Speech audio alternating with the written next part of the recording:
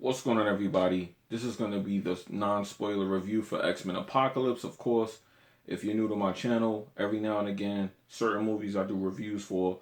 Of course, usually if it's like a comic book related movie, I do a review for it, okay? So this is going to be the non-spoiler review for X-Men Apocalypse. And of course, if you want the spoiler version, I will have that. I usually upload both videos at the same time, but since this movie is coming out a whole week from now, I will do the non-spoiler one now, and I will do the spoiler one a few days later. So that way it's not too bad, because some people like to watch them and the movie's not out. So I know everybody that's watching, not everybody has seen the movie. So I'll wait a little bit. So let's get straight into it, okay? First of all, there's been mixed reviews from what I've been hearing about X-Men Apocalypse. Right off the bat, based off what I was hearing, I thought I was going to see a bad movie. A lot of people were comparing this to Last Stand, and I honestly could see the similarities. Off the back, I can say that I do see why they were doing that, but for somebody like me, I actually liked X-Men Last Stand. So that wasn't really that bad to make me say I don't want to see the movie. Now, of course, upon watching the movie is a little bit over 2 hours, close to the 2.5 hour mark. Not quite, but just a little over 2 hours. The movie needed to be this long because pretty much when you watch the movie, the storytelling of the movie has a lot of mini origins in it, and the reason that this is happening, if you follow any of the X-Men movies, of course, and this is a non-spoiler, but it's a spoiler if you haven't seen any other X-Men movies.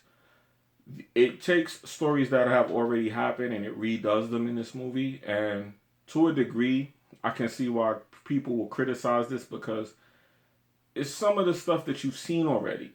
So when you see an origin story being retold, you kind of get this feeling like, man, I've seen this already, and you just did this in this other movie. But what makes it interesting is that they actually do the origin, but you see what has changed since they went in time and things have changed. So you see a couple of origin stories replay out in this movie, but they play out with the twist of the new writing. And that's kind of what saves the movie and makes it good and worth seeing. The writing is actually pretty good in the movie, but the problem with the movie is that it actually takes up until like the halfway point for the movie to actually start making sense. The beginning is a bunch of origin stories of characters who you already know their origin. So when you see the movie doing its version of the origin, it kind of gives you this feeling like, that's not how that happened. That's not how this happened. Because you have iconic characters in this movie that are having origin stories put out there, and you already know that that's kind of not how this happened or how this person's powers came about. So with that being said, it leaves you in a 50-50 of is it good or is it bad? But I promise you, once you get like midway through the movie, everything that they did in the beginning just sets the tone for the rest of the movie, and it gets pretty good. So with that being said, the writing in the beginning is a little bit mundane. It seems like you've seen this in every other X-Men movie, but it sets it up for you to go down the line and see other things. So when you get to the part where you see while everything is tying in, it gets pretty good. Now, I don't want to spoil the characters that's in it, but pretty much Wolverine is in the movie. Now, I won't talk about his scene in this version. I will talk about that in the spoiler version. I didn't spoil that because in the trailer you see his claws come out and that's all you see. Now, I'm not going to get into what happened because that's spoiler stuff. So, I will say that he's in the movie. Is he in the movie for a long period of time? Obviously not, so I don't have to really get into details. So I don't want to spoil it. Like I said, he is in the movie though, and it's a very good part in the movie. That's all I'm going to say about that.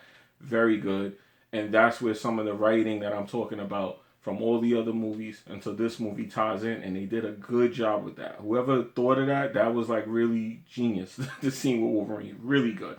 I had to mention it because that was where the writing makes or breaks a movie, and when you see the scene with Wolverine, it's totally good writing. You have not seen it before, but you've seen it before. That's the best way I could put it. It's a rewrite, a re-origin, and it's pretty dope. That's all I'm gonna say. I'm not gonna get into too much details because I already kind of said too much by saying that. But like I said, when you see it, you're gonna go, "Oh wow," just like I did. That's it. So I don't want to touch it. So let me stop right there. Okay. Apocalypse. The character Apocalypse is a little underwhelming compared to the comic book. I felt like the Apocalypse from the comic book was slightly more powerful than this Apocalypse. This Apocalypse was kind of more realistic, and he relied on other mutants' powers, which was kind of weird because Apocalypse is supposed to be the almighty mutant. So him relying on other mutants for their powers was kind of weird to me in this movie, even though I understood he had the four horsemen. But to be so reliant on them and to be able to be taken down a few various different ways in this movie was kind of weird to me because apparently without spoiling too much, he's been stopped before. So the fact that he's this way makes me wonder, like, what they kind of nerfed him for this movie, but I kind of understood that's the only way to make him beatable. But it was just weird to see him and the way he behaved. And Quicksilver once again appears in this movie, and he steals the show. He has probably the best superhero sequence. This might even be better than the Captain America sequence in the airport. It's probably the best sequence we'll see this year. I'm not gonna spoil it, but when you see the Quicksilver introduction in the movie, that's probably the best introduction in this year we'll probably see. Because in the last X-Men movie, Last Stand, he had a pretty good intro. His intro was funny. It was good. This one takes that to the next level. I can't get into details. I wish I could. But for those of you that know what I'm talking about, when you see the spoiler version, we'll talk about all of that there. But like I said, Quicksilver stole the show once again. He probably made the best entrance of 2016 for a superhero movie. It was dope. Wish I could say more, but I can't. So with that being said, the movie progresses pretty slow for the first hour. You get reintroduced to some of the characters you already know, along with some you don't. And at the midpoint of the movie, everything starts coming together.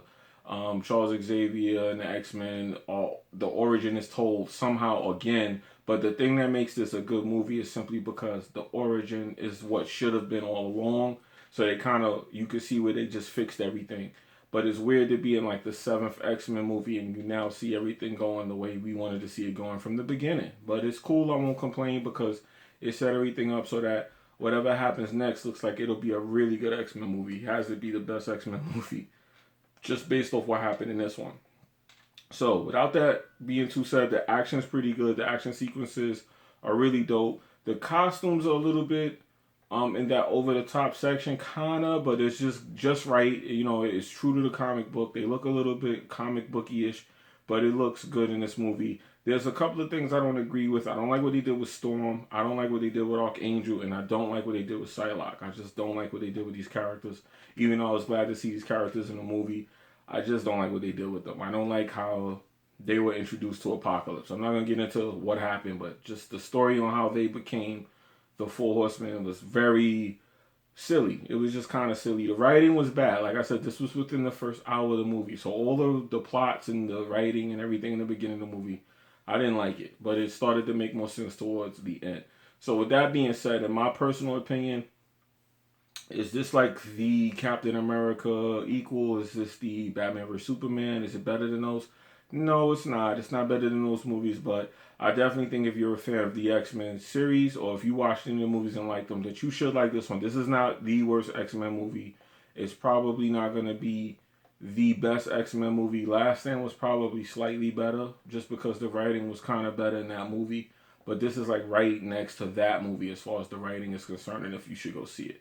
So in my personal opinion, if you are a fan of the X-Men movies, then you should go see it. If you're a fan of the comics, it's not going to be something you're going to be able to look at and be like, oh, they did a good job, because they kind of strayed from the comics. They loosely touched on the comic content as far as like what Apocalypse is here for and things like that. They loosely touched on it. But I always looked at Apocalypse as somebody that could take on Thanos. And this version of Apocalypse definitely would not have been able to fight Thanos. So they kind of, to me, like, they weakened him just a tad bit. Just a tad bit to make him more beatable. I guess that he bleeds, however you want to put it. But Magneto seemed like he was almost able to stop him. And I just was like, nah, this is not supposed to be the case here. But, you know, they made Magneto very powerful.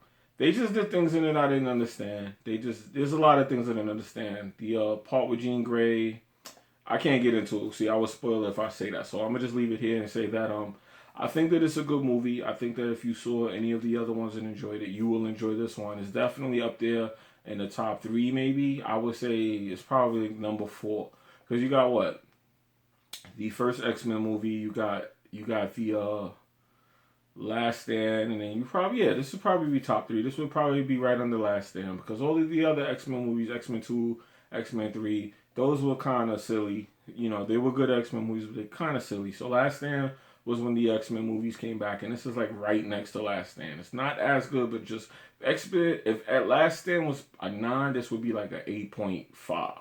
So it's pretty good though. So I was happy with the movie. The fact that it came out so close to these other movies may hurt it a little, because when people see this, it's gonna be like more of a X-Men versus X-Men thing. Whereas it's all this versus stuff going on. This X-Men movie does it with, of course, the X-Men, because you have the Four Horsemen who are X-Men and people from the X-Men universe. So it's pretty good, but it's just not on that scale of good, but it's pretty good. So I think that it's worth watching. I definitely think it's something you should check out if you're a fan. If you're not, then if you didn't like any of the X-Men movies, or you didn't like majority of the X-Men movies, then you definitely won't like this one, because that's just the best way to explain it. If you didn't like Last Stand, you won't like this movie. If you didn't like the first X-Men movie, you won't like this movie. Definitely. But if you like those two movies, this is a movie you should follow, because it continues the storylines, particularly from those movies.